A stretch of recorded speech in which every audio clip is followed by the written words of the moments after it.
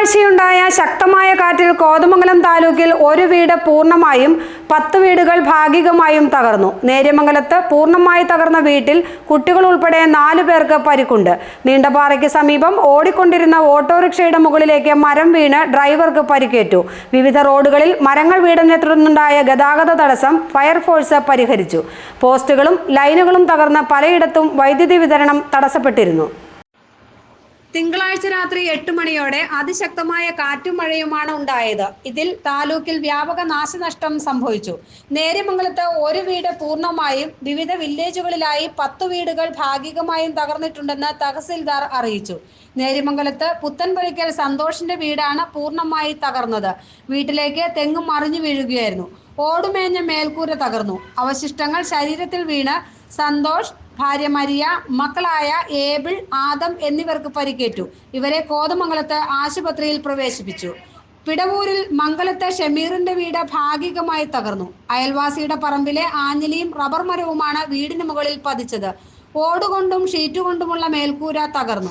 അവശിഷ്ടങ്ങൾ വീടിനുള്ളിലേക്കാണ് വീണത്. ഈ സമയത്ത് ഷമീറും കുടുംബാംഗങ്ങളും ആശുപത്രിയിൽ പോയിരുന്നു. അതുകൊണ്ട് പരിക്കോ ആളപായമോ ഉണ്ടായില്ല. വലിയ സാമ്പത്തിക നഷ്ടമാണ് ഉണ്ടായിരിക്കുന്നത്. ആ സമയത്ത് ഇവിടെ ആരും ഇല്ലായിരുന്നു. വീട്ടിലുള്ള ആളുകളില്ല. കാറ്റൊന്നും മരം മറിഞ്ഞു കാണുന്നതുകൊണ്ട് അയൽക്കക്കാർ ആ മരത്തിൻ്റെ ഉടമസ്ഥൻ തന്നെ വിളിച്ചു പറയാറ്. അങ്ങനെ വന്നു കഴിഞ്ഞപ്പോൾ വന്ന് നോക്കുമ്പോൾ എല്ലാം ഇങ്ങനെ ഊടുപാടായി കിടക്കുവാണ്. ഒന്നും അന്നേരം കയറി നോക്കാൻ പറ്റില്ല. രാവിലെ നോക്കുമ്പോൾ പെരയുടെ മേൽക്കരയൊക്കെ കംപ്ലീറ്റ് ഇടിഞ്ഞ് പൊളിഞ്ഞാണ് കിടക്കുന്നത്. ഇനിയിപ്പോൾ അത് പുതുക്കി പണിയുന്നല്ലാതെ വേറെ ഒരു പരിപാടിയുണ്ട്. വേറെ അതിനെപ്പറ്റി ചർച്ച ചെയ്തിട്ട് കാര്യമില്ല. അപ്പോൾ ഇത് ദുരിതാശ്വാസ ഫണ്ടിലേക്കോ അങ്ങോട്ടും വിശേഷവും ഒന്നും കിട്ടപ്പോലുള്ളൊരു ഏർപ്പാടല്ലേ. കുടിക്കാരൻ തന്നെ ചെയ്യണത്. 16 തവണ പറഞ്ഞേക്കുന്നത്. 15 വർഷം മുമ്പ് മോളിക്ക് മരം വെട്ടി മാറ്റാൻ പറയുന്നത്. നേര്യമംഗലം നീണ്ടപാറ റോഡിലാണ് ഓടിക്കൊണ്ടിരുന്ന ഓട്ടോറിക്ഷയ്ക്ക് മുകളിൽ റബ്ബർ മരം വീണത്. ഡ്രൈവർ നീണ്ടപാറ ചെപ്പള്ളിൽ ബിജുവിന് പരിക്കേറ്റു. ഓട്ടോറിക്ഷയുടെ മുൻവശം തകർന്നു. പനി ബാധിച്ചവരെയും കൊണ്ട് ആശുപത്രിയിലേക്ക് പോകും വഴിയാണ് അപകടമുണ്ടായത്. വിവിധ റോഡുകളിൽ മരങ്ങൾ വീണ് ഗതാഗത തടസ്സം അനുഭവപ്പെട്ടിരുന്നു.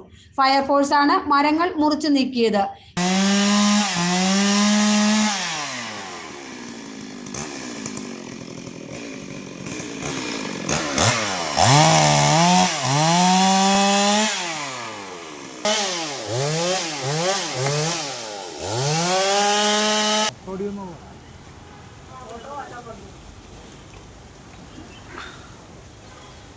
KSEBയ്ക്കും വലിയ നാശനഷ്ടങ്ങൾ സംഭവിച്ചിട്ടുണ്ട്.